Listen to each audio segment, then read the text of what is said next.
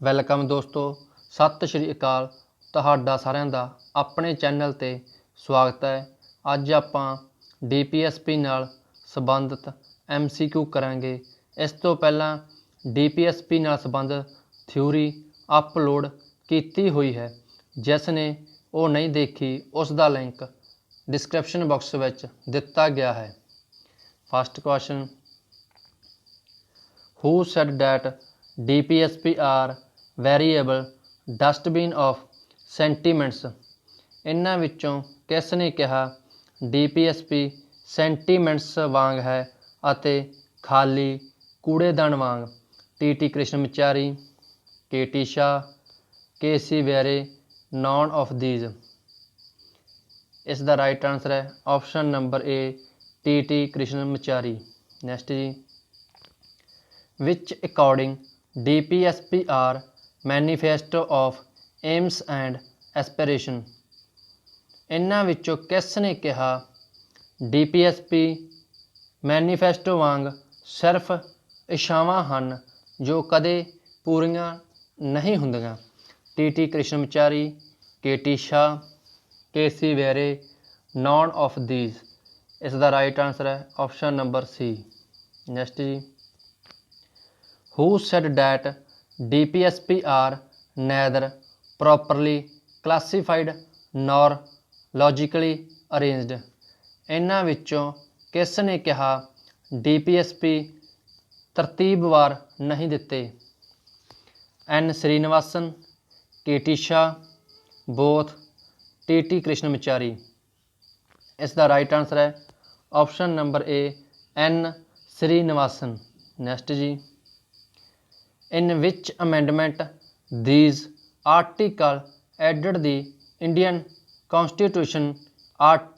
Article 39A provide legal aids, Article 43A participation worker in management, 39A ਮੁਫਤ ਕਾਨੂੰਨੀ ਸਹਾਇਤਾ, article 43A management ਵਿੱਚ ਵਰਕਰਾਂ ਦੀ ਪਾਰਟੀਸਪੇਸ਼ਨ ਕਿਹੜੀ ਅਮੈਂਡਮੈਂਟ ਅਧੀਨ ਸੰਵਿਧਾਨ ਵਿੱਚ ਜੋੜੀ ਗਈ? 42 amendment, 44 amendment, 92 amendment, 10th amendment? ਇਸ ਦਾ ਰਾਈਟ ਆਂਸਰ ਹੈ ਆਪਸ਼ਨ ਨੰਬਰ A, 42 ਅਮੈਂਡਮੈਂਟ ਰਾਹੀਂ ਆਰਟੀਕਲ 39A, ਆਰਟੀਕਲ 43A ਸੰਵਿਧਾਨ ਵਿੱਚ ਜੋੜੇ ਗਏ। ਨੈਕਸਟ ਜੀ, in which article mention that to promote agriculture and animal husbandry? ਕਿਸ ਆਰਟੀਕਲ ਵਿੱਚ ਖੇਤੀਬਾੜੀ ਅਤੇ ਪਸ਼ੂ ਪਾਲਣ ਨੂੰ ਵਧਾਵਾ ਦੇਣ ਦੀ ਗੱਲ ਕੀਤੀ ਗਈ? Article 48, article 50, article 51, article 36? ਇਸ ਦਾ ਰਾਈਟ ਆਂਸਰ ਹੈ option number A, article 48। Next ਜੀ, non aligned movements, international peace and security are these principles said that which principle in article? ਅੰਤਰਰਾਸ਼ਟਰੀ ਸ਼ਾਂਤੀ ਅਤੇ ਸੁਰੱਖਿਆ ਕਿਸ ਆਰਟੀਕਲ ਵਿੱਚ ਹਨ? Article 48, article 50, article 51, article 36? ਇਸ ਦਾ ਰਾਈਟ ਆਂਸਰ ਹੈ ਆਪਸ਼ਨ ਨੰਬਰ C, ਆਰਟੀਕਲ 51 ਵਿੱਚ ਅੰਤਰਰਾਸ਼ਟਰੀ ਸ਼ਾਂਤੀ ਅਤੇ ਸੁਰੱਖਿਆ ਦੀ ਗੱਲ ਕੀਤੀ ਗਈ ਹੈ। ਆਰਟੀਕਲ 50 ਇਸ ਵਿੱਚ ਕਾਰਜਪਾਲਿਕਾ ਅਤੇ ਨਿਆਂਪਾਲਿਕਾ ਦੀ ਵੱਖ-ਵੱਖ ਕੰਮ ਕਰਨ ਦੀ ਸ਼ਕਤੀ ਦੀ ਵੰਡ ਕੀਤੀ ਹੋਈ ਹੈ। ਆਰਟੀਕਲ 36 ਇਸ ਵਿੱਚ ਡੈਫੀਨੇਸ਼ਨ ਆਫ ਸਟੇਟ ਦੀ ਗੱਲ ਹੋਈ ਹੈ। ਨੈਕਸਟ ਜੀ, how many members added in the naan aligned movements? 120, 18, 10, 22? ਇਸ ਦਾ ਰਾਈਟ ਆਂਸਰ ਹੈ ਆਪਸ਼ਨ ਨੰਬਰ A, 120 ਦੇਸ਼ ਹਨ। ਨੈਕਸਟ ਜੀ, ਹਾਊ ਮੈਨੀ ਅਬਜ਼ਰਵਰ ਕੰਟਰੀ ਇਨ ਨੇਮ? 120, 18, 10, 22। इस दा राइट आंसर है ऑप्शन नंबर बी 18। नेक्स्ट जी, these based are criticism DPSP। Option A not legal, B conservative, C illogical arranged. Option number D all of these. इन्हां विचों किन्हां दे आधार ते DPSP का criticism किया गया। इसका राइट आंसर है option number D all of these. ये कानून द्वारा लागू नहीं होंदे, ये परंपरावादी विचारधारा के आधारित हैं, इन्हां दी तरतीबवार वंड नहीं की गई। नैक्सट जी, promote cottage industries on a individual और cooperative basis in rural area.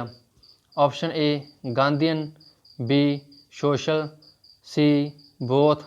Option number D none of these. इसका राइट आंसर है option number A Gandhian. Next जी, what is the main objective of DPSP। DPSP का main objective की है? Equality and liberty, economic and social democracy, both दोनों। Option number D none of these. इसका right answer है option number B economic and social democracy. Next जी, which are not mention in Indian constitution of DPSP। Option A political justice, economic justice, education justice, gram panchayat, welfare state, right to information. इसका right answer है option number D right to information. RTI अपना एक कानूनी अधिकार है। Next जी, in the Indian constitution right to work is under article in the DPSP। Article 12, article 22, article 41, article 50। इसका right answer है option number C article 41। Article 41 दिन right to work की गल की गई है। आर्टिकल 12 एंड आर्टिकल 22 ये अपने फंडामेंटल राइट्स हैं। नैक्सट जी, which statement is correct about DPSP। Option A DPSP fundamental rights are enforceable. DPSP ਅਤੇ मौलिक अधिकार ਨੂੰ लागू करवाया जा सकता है। DPSP are binding to states. DPSP ਨੂੰ पूरा करना राज्यां ਲਈ ਜ਼ਰੂਰੀ है। They borrow from the Spanish Constitution. They are welfare state. इसका राइट आंसर है option number D they are welfare state. DPSP कल्याणकारी राज की गल करते हैं। DPSP ये बंदियाकारी नहीं हैं। नैक्सट जी, which statement is correct about DPSP। They are based on morality, they are socialist, Gandhian, liberal, they are talks about welfare state. Option number D all are correct. इसका राइट आंसर है option number D all are correct. Next जी, which is not correct. Article 40 village panchayat, article 41 right to work, article 44 right to education, article 51 international peace and security. इसका right answer है option number C article 44।